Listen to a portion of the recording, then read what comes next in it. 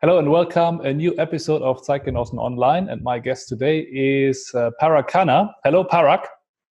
Hello, Henrik. Genossen. Yes. You are a political scientist and you are a strategy consultant. You are head of a company called FutureMap, which is based in Singapore, and which advises governments and global companies in global strategies. You come from India. You were you were raised or lived in the United Arab Emirates, in the US, and in Germany, and you are one of the leading Asia experts. Your recent book, The Future is Asian, become a bestseller worldwide. And this is basically our topic, what we want to talk about today, what the future of the world and in Asia in particular looks like, especially in times of the corona pandemic. And my first question to you is, how is corona changing the world in political senses? Well, it's great to chat with you, Henrik, and thank you for inviting me onto the program. For me, the primary impact of the coronavirus is first and foremost in the trends that it accelerates, not in the things that it changes. For example, the most significant geopolitical acceleration is regionalism. It's countries turning inward, not just domestically, but within their region. So in Europe, that was always the case. Europeans trade more with other Europeans. But now, with supply chains cut off, international travel disrupted, and industrial policies promoting the strategic industries of Europeans, Europe is becoming more European. And we see finally that this crisis has forced a push for a common fiscal policy to complement the monetary policy and other trends. North America, same thing. Before the pandemic, already, the US would trade more with Canada and more with Mexico than with China. So already North America was becoming more coherent.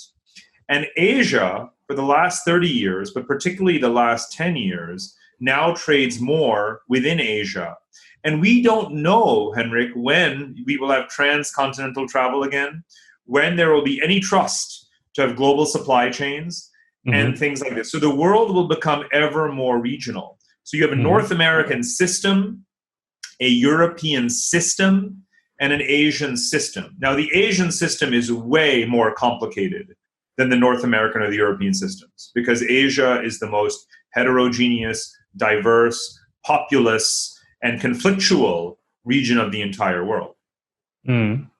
So you're saying that Corona is not changing the system, but it accelerates trends that already existed before the Corona pandemic, and that the world becomes more regional. Economists, you just mentioned the supply chains collapsing. Economists, most of them still speak of severe recessions that's ahead.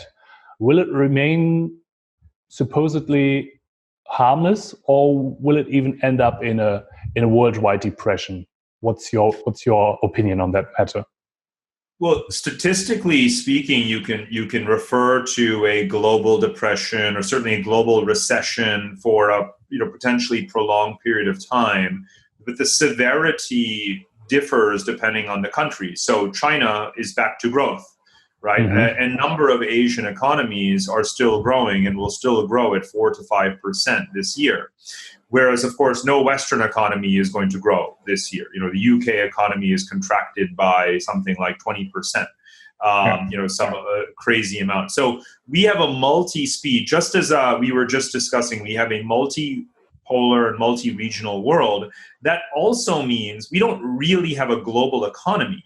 We have interconnected economies. We have a very important role for the United States dollar and the Federal Reserve in providing and stimulating global liquidity. Yes, in the underlying infrastructure of global finance, there is globalization and interconnectivity, absolutely. But we have multi-speed trajectories in terms of each economic region, right? Again, there's a North American speed, a European speed, and an Asian speed or speeds. Of course, the only region that will have any growth at all this year is Asia. And the same has been true more or less for the last 10 years, more like the last 15 years. And it's going to continue to be the case for the next probably 10 or 15 years, the way things are going. Mm. And would you say that, my question would be, why is that the Asian countries still have growth rates in their economy? Is that due to the situation that they handled the coronavirus more efficiently and didn't have this massive impact of the virus compared to what we saw in Europe and, for instance, in North America? That would be the most recent reason, but not the fundamental underlying reason. The underlying reasons would be huge populations, rapid urbanization, economic diversification, rising wages, poverty reduction. The standard playbook that the region has been following for 50 years continues. And that's the push. In other words, they're throwing bodies at the economy. They're bringing people in and absorbing people into the economy, hundreds of millions of people every single year being added into the economy. So, of course, they're growing. They're growing from a low base and getting richer and richer and richer and richer over time. Now, did they handle the coronavirus better? Yes. And the important thing is, it's not just authoritarian China that suppressed its own virus and got it under control. The beautiful story that has come out of this tragedy intellectually is that for the first time, the rest of the world appreciates that Asia is not just authoritarian China. Because the winners intellectually, from a soft power standpoint from this pandemic, have been Asia's democracies, particularly South Korea and Japan and Taiwan, New Zealand, and so forth. Those countries in the Asia-Pacific region that are not only democratic, gold standard democracies, right? I mean, Japan and South Korea are up here with Germany and the Nordics, right? America is more down here, right? According to The Economist, according to Freedom House, according to all of these different rankings. So first-tier democracies in Asia handled the pandemic better than any other countries in the world. And that's because not only are they democratic, but they're also technocratic, right? They have a very strong civil service. They have trust in their leaders. There's a strong executive branch, but there's professionals in the bureaucracy that are really operating the government. There's a very high degree of public trust. All of this is before the pandemic, too. This is about the preparation. These are countries that have good medical systems. People trust their leaders. High respect for public institutions. They listen to the authority. They've been through the experience of the SARS pandemic from 2003 that helped them, obviously, to take it seriously. But I would say that the institutions and the strength of the institutions, which are not just the democratic institutions, it's about the bureaucratic institutions, right? And this is the important thing. And I think that this should be, for your German audience, this should be understandable because Germany is the only analog in the Western world to a very large populous country with a world-class civil service that is independent of the political establishment.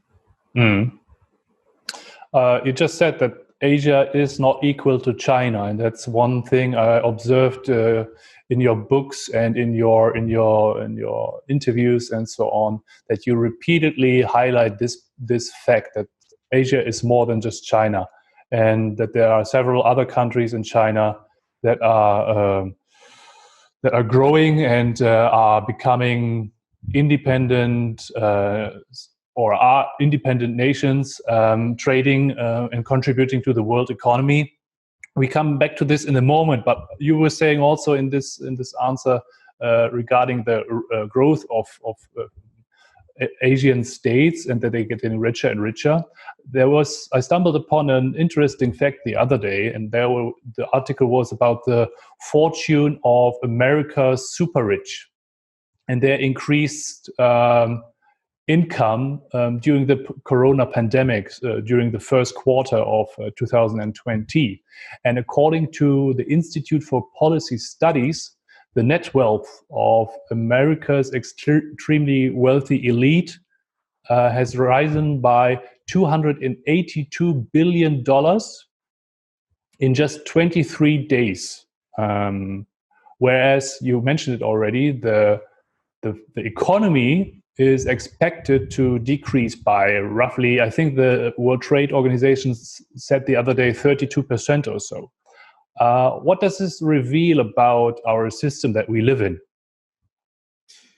Well, there is technical, but before we get into the emotional and the political side of the issue, this is a matter of fact, in a way, a logical consequence of a couple of phenomena.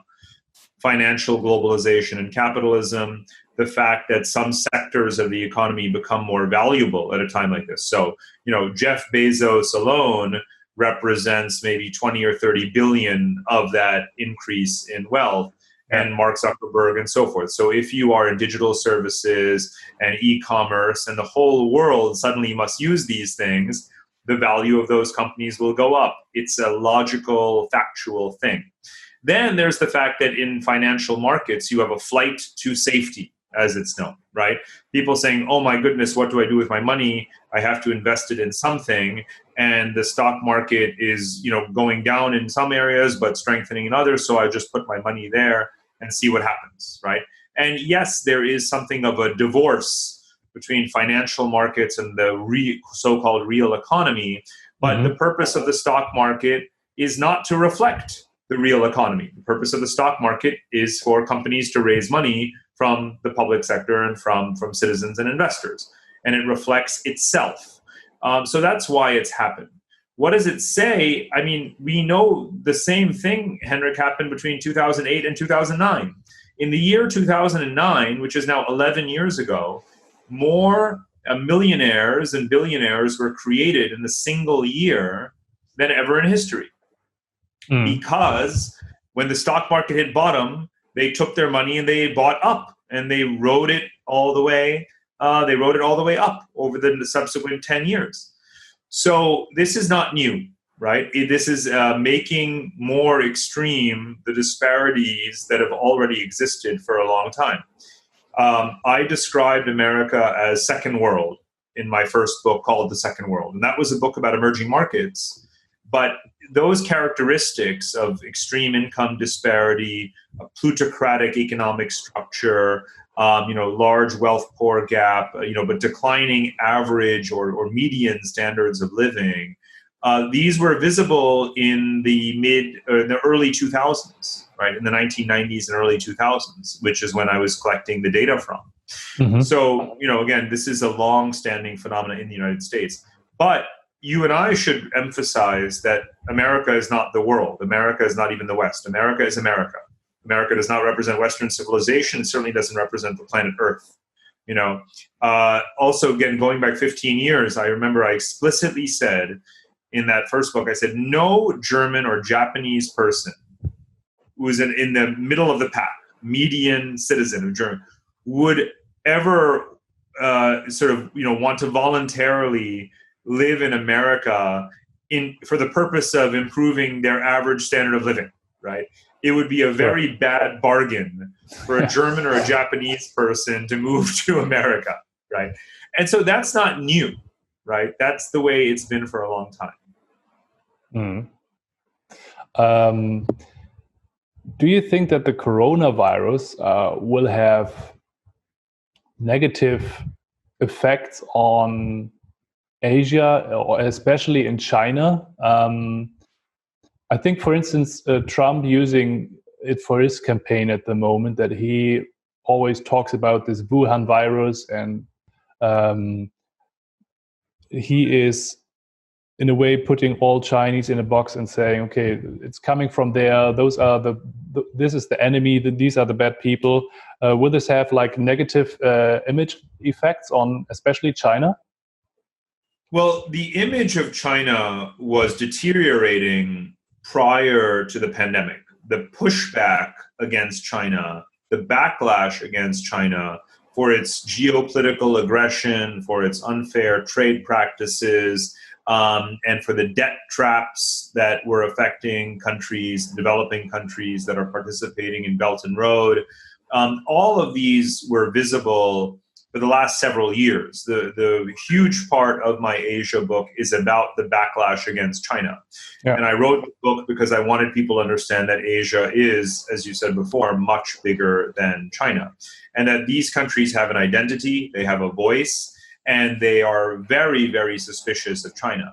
So the coronavirus only makes that much worse.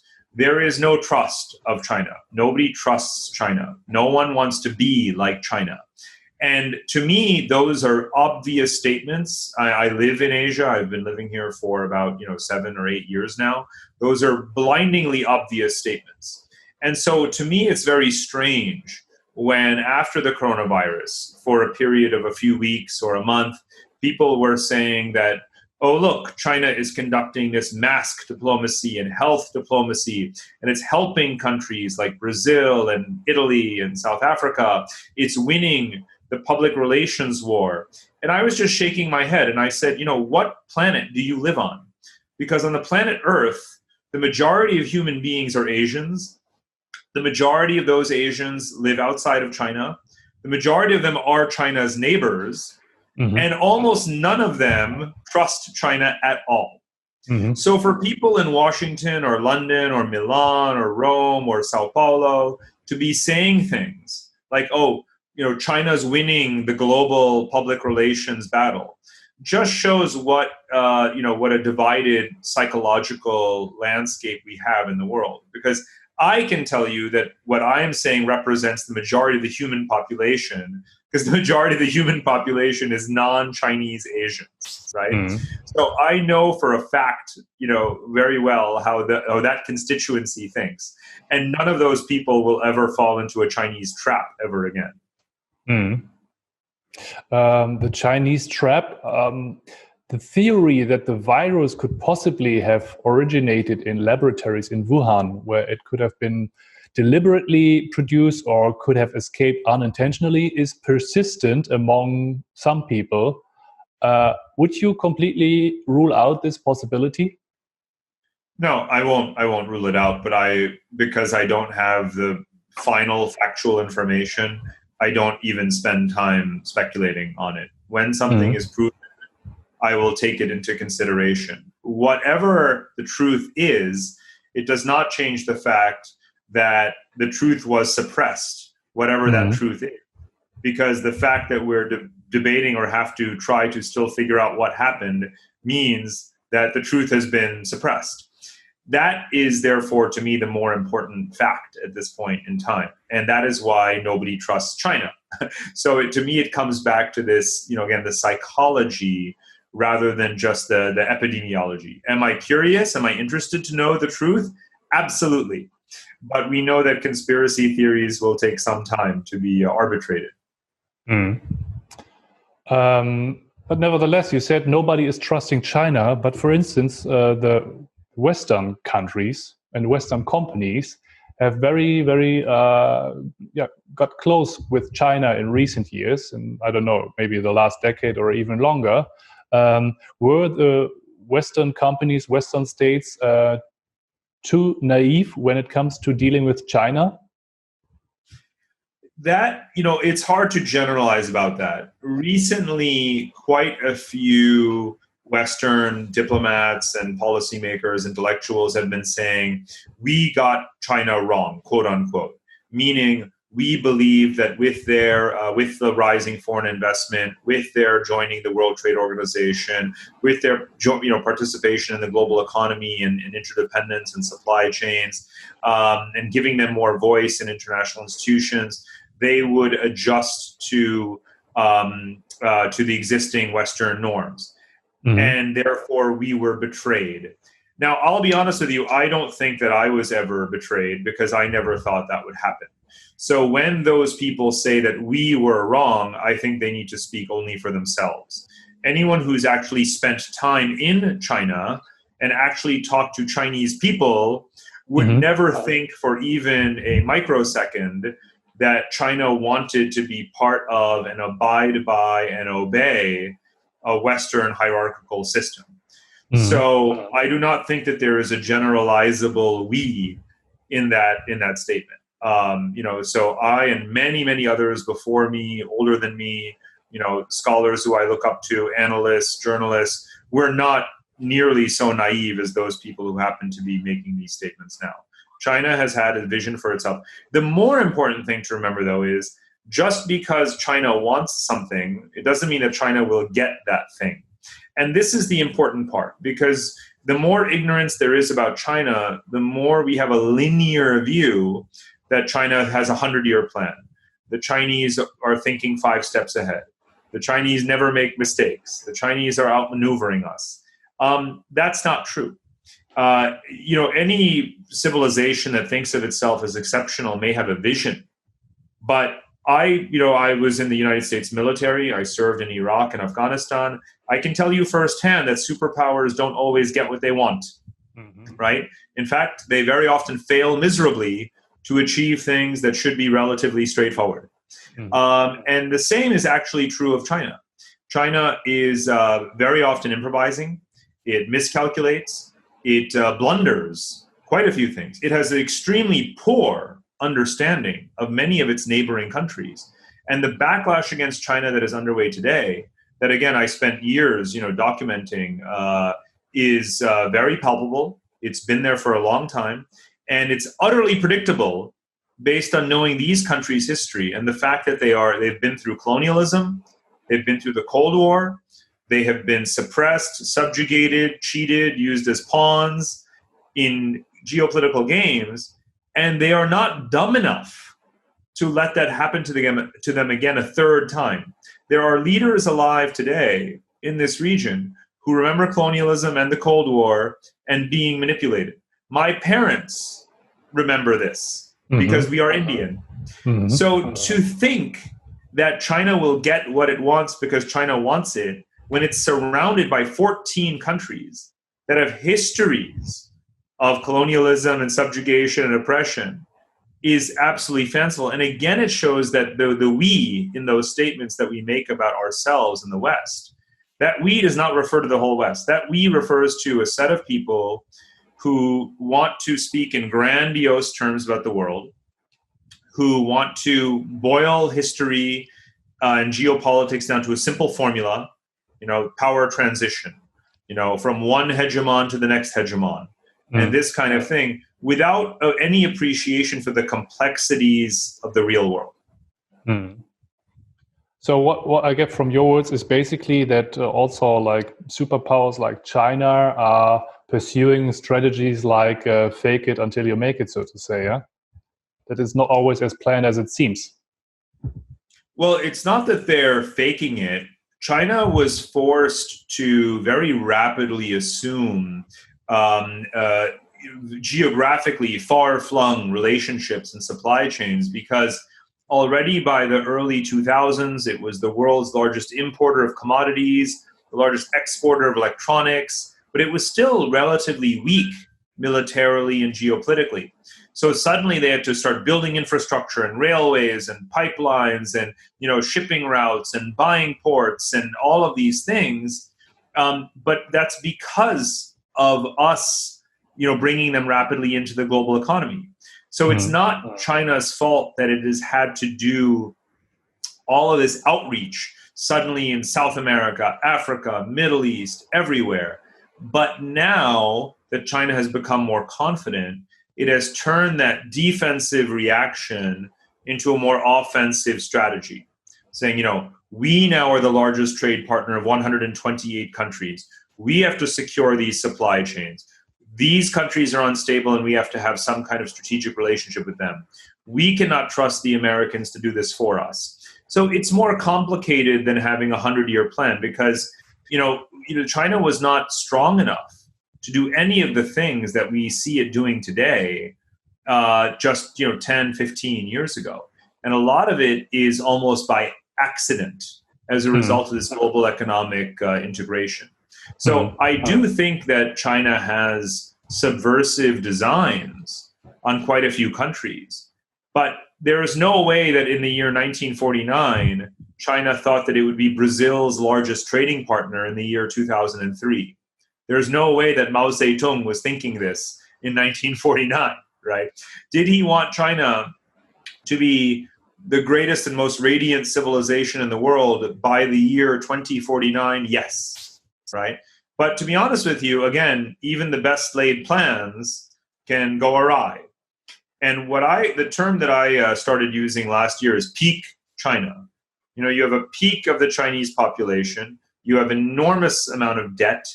You have the resistance against it geopolitically. You have investment moving to other countries. There's a lot of things that are going against China. And most of all, it's the fact that it's in Asia.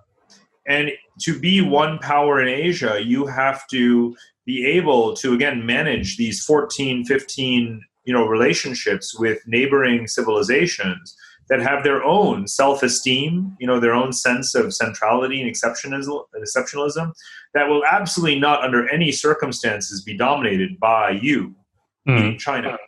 And that's why we have to think about, the future of Asia based on the past of Asia, in which no single power has ever ruled for long, if ever, only the Mongols 700 years ago.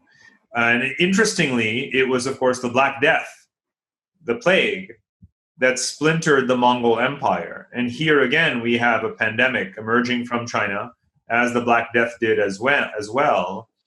And it's causing this immense suspicion and backlash against China.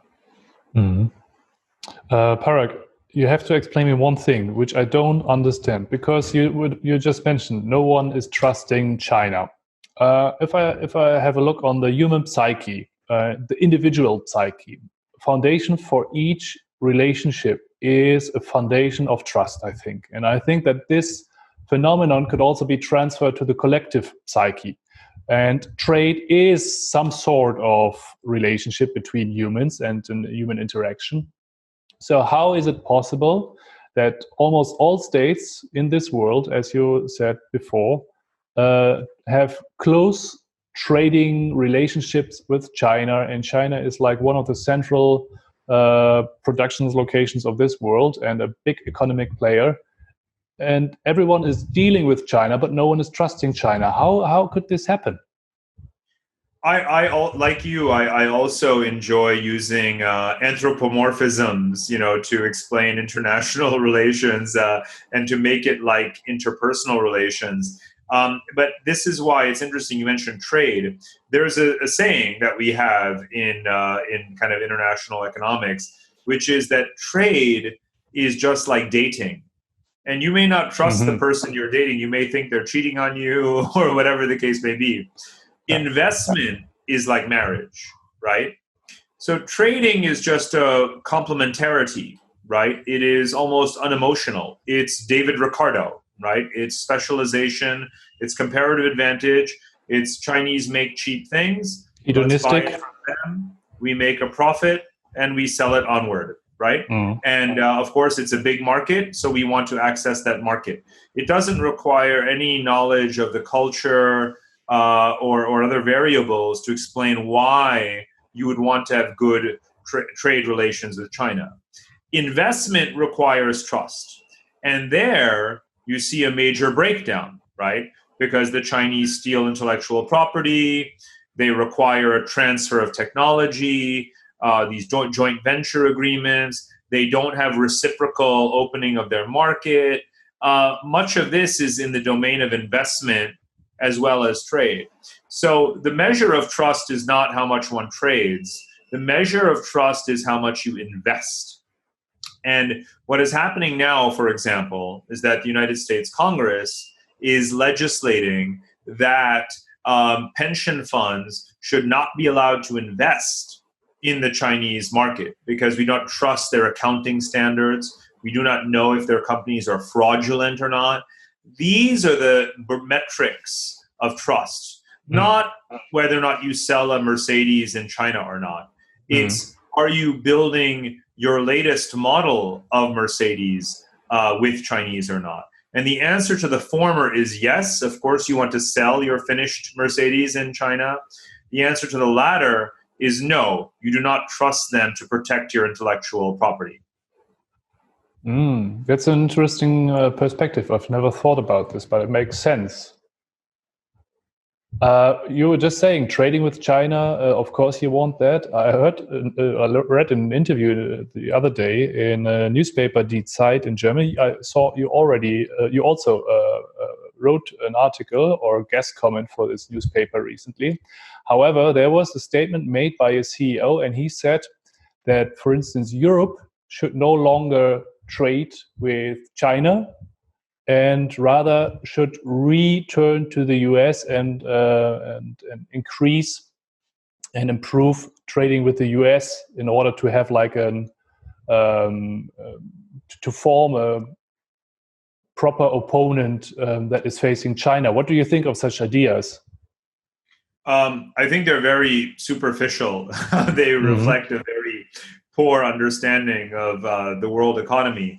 I understand the sentiment behind it, and it seems emotionally sensible, but it doesn't actually reflect how the mechanics of trade relations operate, nor what is in the best interest of Europe. The best interest of Europe, or quite frankly of any country, is to trade with everyone. Not to say, I will have reduced trade. Germany would not be Germany if it were not for massive trade surpluses with pretty much everyone. That's right. You should not be discretionary about who you have surpluses with. You should want surpluses with everyone. That's why Germany is a role model. So you want to trade with America, you want to trade with China, but the reason you trade with everyone is because you never know when one relationship may be ruptured because of a supply chain, because of a political unrest, geopolitical conflict, or because the United States, your former closest partner, is itself becoming highly protectionist. It's the American government and the American Treasury Department that are the number one critics of Germany in the whole world. The Trump administration and his Commerce Secretary and his Treasury Secretary are always saying Germany needs to rein in its surpluses, right? Germany needs to spend more, as if by doing so, that is suddenly going to uplift the whole world economy. You know, should the Germans go into debt so that America can marginally reduce its trade deficit, which it would not do, because of course America's trade deficit will continue to widen because America continues to import more than it exports and to consume more than it invests or it saves. So it's kind of crazy thinking. The winners in the world economy are always those that are the most open, that are trading with everyone. So it would be great to have a common front, and that is what is happening now in America and Europe, about investment restrictions, meaning do not let Chinese buy your sensitive technologies and sensitive companies, just like blocking the KUKA acquisition in 2016, or rather after that, ensuring that there's no further sensitive investments, and America blocking Chinese investments in AI companies. So a united transatlantic front on investment screening by state-backed entities that are opaque. Yes, that's a great idea. And do I believe that the US and Europe should do that together? Yes, absolutely. Canada has joined that agenda as well. But let's not kid ourselves. Europe trades much more with China than America does. Europe trades much more with Asia than America does. Europe trades much more with Asia than Europe trades with America. The fastest thing Europe could do to destroy itself would be to decrease its trade with Asia, right? Just to be clear. So you cannot trust whoever is in the White House, because the next president, even if he's a Democrat, is going to be something of a prisoner of labor unions and protectionist interests. So Europe should really keep on doing what it's doing, but it should fiscally integrate a lot more as well. Is China about to gradually isolate itself from the rest of the world? Because, as you said, the other countries become increasingly suspicious about China and become more and more protective.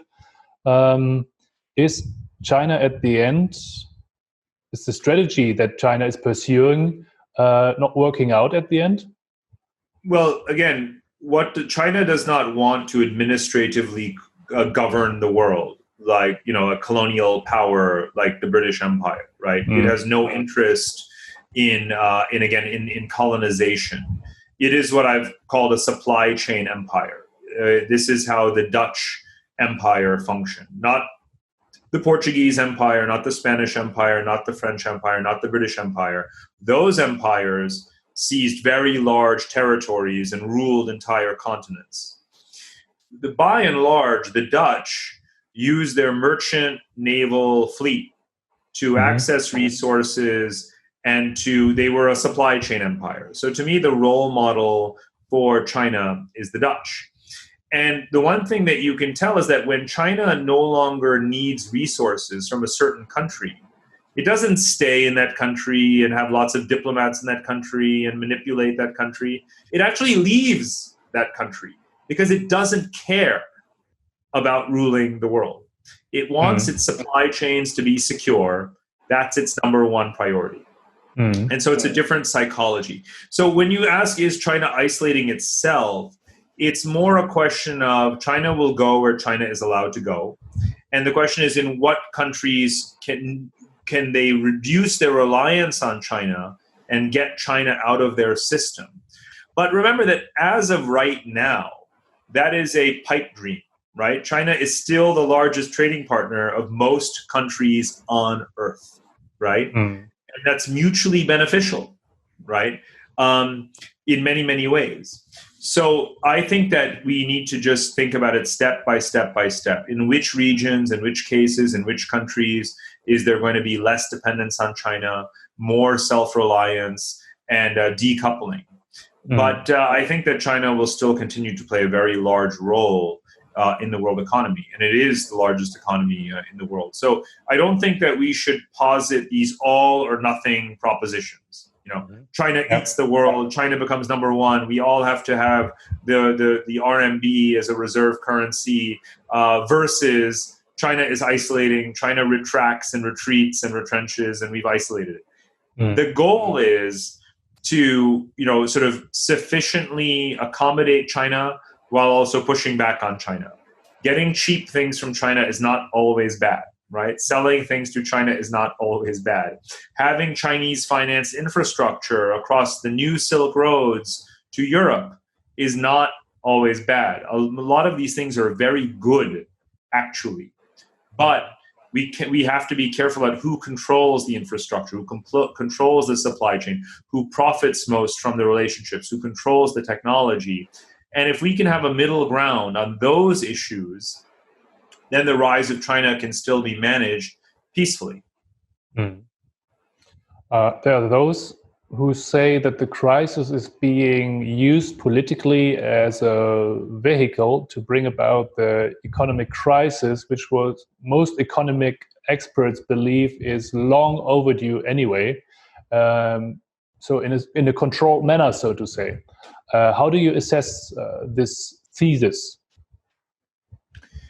Well, I mean, when a lot of the phrase that an economic crisis is long overdue, as predicted by some experts, reminds of the famous quip that, economists have predicted 9 of the last 5 recessions, right? Because we're always predicting various downfalls. So let's not worry about the predictions. We were speaking earlier about inequality and the mismatch between the stock market, the financial economy, and the real economy. That's an example of a cause of ultimately slow growth in a society, as well as very high debt.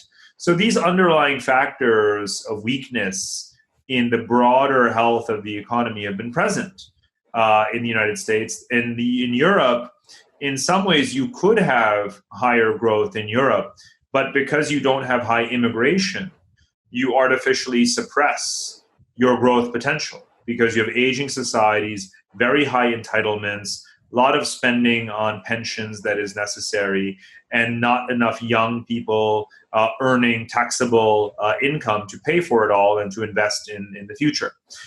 So I think that Europe can still fix its problems. Europe has less inequality. Europe has high quality infrastructure. Europe has safety nets and good public services. Europe has the foundations to be able to maintain its standard of living and modernity for quite a long time to come. But you have to renew your populations. whereas America has historically brought in, several 100,000 people per year. But now net inward migration to America is extremely low. It's dropped below 200,000 people per year. Canada imports more people per year than America does, and Canada has 1/10 the population of America. So we're seeing some shifts. So I believe that, I would still personally be someone who supports the European political economic system and models of multi-party parliamentary democracies, strong welfare states and social protections, and so forth. In Germany, we recently introduced a Corona warning app. I think you have the same thing already going on in Singapore for months, right? I think found out. The Trace Together app sort of originated here and in a couple of countries like Taiwan and South Korea. Yeah. China and its surveillance state were considered contemptible, at least until now in official wordings. Is the model behind closed doors considered increasingly attractive? I mean, what I want to say is, will China's authoritarian model through Corona also find more advocates in the Western democracies? No, again, I believe it's exactly the opposite. As I said before, no one wants to be like the country that they cannot trust. Again, the majority, I have to repeat it many times because it's important for people to remember that most human beings are Asian. The majority of human beings are Asian. We live near China, we live next to China, or we live in China, and we don't trust China. We would not want to voluntarily live in a country where there is no freedom, right? We would love to have high-speed railways and very advanced digital technology. We have a cashless society, super fast internet, and total public safety, but probably not at the price that Chinese people have to pay for that, right? Just to be clear. So the fact that China is, has maintained economic growth, that it is, more or less extinguished the virus, these are things that people obviously say, well, they have a bit of an advantage because they created it. They had advanced information. They obviously have huge resources, and the government can do anything it wants. Everyone knows that if their government could do anything they want, they would probably be able to solve these problems as well. But, the world population, again, has a lot more information about China than China thinks we have about China. And we wouldn't make that trade. So the question really is, will we become not more authoritarian, but will we become more technocratic, right? In other words, Americans will look at Canada and look at Germany and say, why can't we as a democracy have the results, the positive results that those democracies have? Because we're undisciplined, because we don't fund our public institutions, because our healthcare system is falling apart, because our politicians are co-opted by private special interests. Let's fix those problems and become more like Canada and like Germany and like Australia and New Zealand. Not let's become more like China, right? Again, there's a difference between looking like a country, in terms of just the trappings of modernization, versus wanting to be like that country. And this is the logic that used to apply, to the United States. Many scholars used to point out that whenever Western scholars used to talk about the end of history, say the whole world will want to be like us, like Western liberal democracies. This is the end of history. The pessimists or the skeptics always said that's not true. Countries want modernization, but they don't want Westernization, right? So now, sure, it is sensible to say, I want to have a super app on my smartphone. The Chinese have WeChat. They can exchange money. They can book plane tickets. They can invest in mutual funds, all in the same app, right? Americans could have that app. Germans could have that app. It doesn't mean that you have to become an authoritarian country to have that app, right? So, the mere proposition, by the way, that people would admire an Asian country enough to want to emulate it, even though I disagree profoundly with the hypothesis. The mere fact that you can say it is really shocking for anyone who grew up in either the Cold War or the 1990s. This is not the way we Western citizens used to think. We could never fathom the idea that we would ever admire anything about a non-Western country.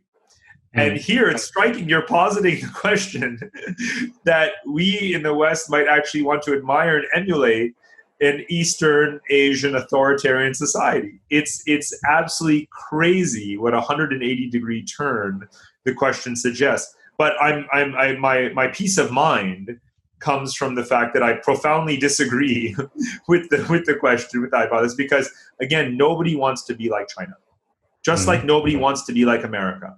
Every country wants to have a Silicon Valley. They would love to have talented, risk-taking coders and entrepreneurs. They want to have a Jeff Bezos and a Bill Gates and a Mark Zuckerberg, right? Maybe even a Barack Obama type person, right? But that doesn't mean you want your government to look like Washington, right? Nothing, or that you want to have Black Lives Matter protests on your streets because you have such a high degree of inequality and alienation and disenfranchisement. Who would want that? No one wants that. So what I heard from your words is, I know that you're an advocate for technocracies. Do you think that this will change and that democracies will now shift towards more technocratical structures, even in the West? Yes, and I think that is a good thing, because to be more technocratic does not mean to be less democratic. The archetype, the role model, the government, the ideal type that I build in my work is what I call a direct technocracy, not an authoritarian technocracy, a direct technocracy. And the word direct comes from direct democracy. And in the model that I formulated, Switzerland is the hero. And no one would say that Switzerland is not democratic. The point is to combine the direct democracy of Switzerland, where every citizen has a voice in everything, with the technocracy of a place like Singapore, where I live, which has a world-class professional civil service, where many of the government bureaucrats are doctors and PhDs and engineers, and have spent years working selflessly inside the government and learning how to manage large budgets, how to execute policy, how to listen to people and get their feedback and build that feedback into the policy-making process. And by the way, Switzerland itself, the reason the trains run on time is not because they have a plebiscite every weekend, right? It's because they are also highly, highly, highly technocratic, right? As we all know, Einstein worked in the Swiss patent office, right? So, a good democracy and a good technocracy are not contradictory. And I give special mention, as always, I would say, to Germany, because Germany and Japan, again, are the two largest countries that are both highly, highly democratic, almost perfectly democratic, but also incredibly technocratic.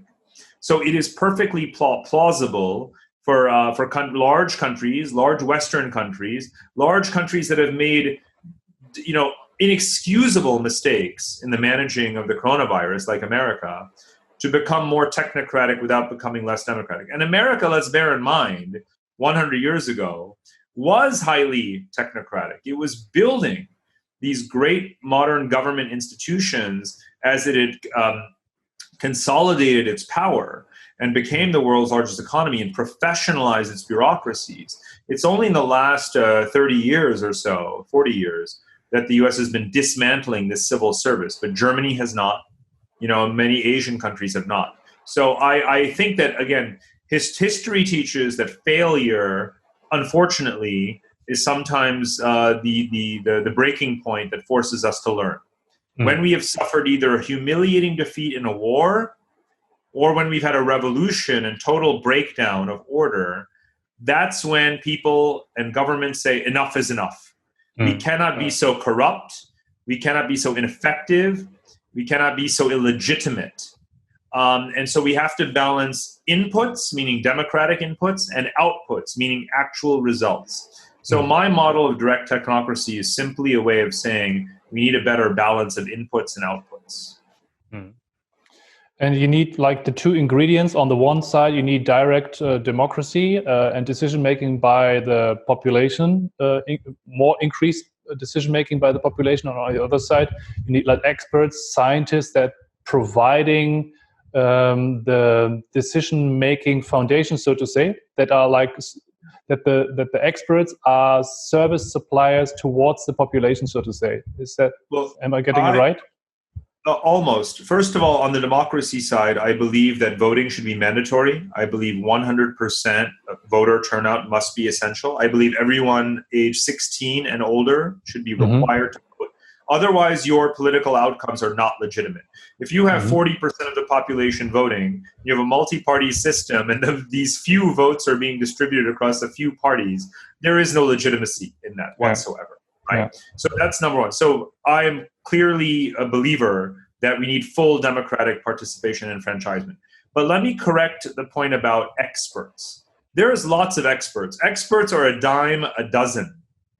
A technocrat is not just an expert, not just an elite, not just someone with a PhD. A technocrat is someone with all of those skills who also has experience in management. Public management is not just something that we can take for granted, right? Again, managing billions of dollars of budgets, having manpower, a workforce of millions of people, understanding the mechanics of institutions and laws and regulations, and even understanding the physical parameters of public service delivery to large populations across big geographies, urban and rural and so forth. That's not something that any expert can wake up in the morning and do. So just because you have a PhD or a law degree does not make you a technocrat. It makes you an expert. But I wouldn't trust 99% of experts to run my government. It's a particular kind of selfless person who believes in civil service, who is, to me, the ideal technocrat. And the world is full of them. Germany is full of them. Canada is full of them. Australia is full of them. Japan is full of them. Singapore is full of them. Plenty of democratic countries are also highly technocratic. We should remember this is not a false debate at all. Okay. Parag, last question from my side. In your opinion, will Corona go down in history as a historical turning point, or is that a view of things just emotionalized by the moment? No, it's one of many inflection points or turning points. We can obviously, depending on whether you're looking just at politics or economics or obviously scientific revolutions, but from the ways in which we tend to demarcate political time, we have the Great Depression, we have World War II, we have the collapse of the Soviet Union. Of course, I would put this pandemic, somewhere in that tier of events, because remember, we have just lived through the trigger. We haven't lived through all the consequences, so I think that there's still a long way to go in understanding how this resorts the global system and global order. And I'm trying to anticipate, as many of those changes as I can. But I want to emphasize that when we have these events, they do not mark the beginning of a new time. They are the result, in many ways, of things that have been happening. And many of these trends accelerate. So remember, America was the most powerful country in the world before World War II, but then it was most obvious after World War II, right? So, there are many of these factors that we need to think about. Again, as I said at the beginning, the regionalism of the global system was accelerating before coronavirus, and now it's really taking off. And that matters a great deal. So I think that, what is interesting to tease out is what changes, what goes backwards, and what accelerates instead in the other direction. And these are contradictory phenomena. So it's hard to say that, the one result of the virus is. But again, I think to answer your question, it is absolutely one of those seminal events, that we wish we did not ever have to live through. But we will see. I mean, at the end, maybe this can also be an acceleration for or progress maker. As we said at the beginning of the end, you said the whole thing accelerated trends that have existed before. And might accelerate trends that also beneficial for humanity at the end of the day, maybe. Yes. Yeah. I mean, there is hope that we will, have more sustainable practices ecologically, for example, more digitization so that people can, continue to operate economically and have interconnectivity despite being isolated. There are hypothetically or plausibly potential wonderful learnings that can come out of this. And in one of my books a long time ago, I wrote about the transition from the Middle Ages to the Renaissance. Yeah. And what was it that we learned, in that late medieval phase? What were the inventions, in a way, that enabled the Renaissance to then flourish? And I would love to see things like that emerge now. Absolutely. Mm. Parag, we are at the end of the talk. Thank you very much for taking your time. It was a pleasure to talk to you, and hopefully we talk soon again. And until then, wish you all the best. Thank you. Likewise. Thank you so much, Henrik. Thank you.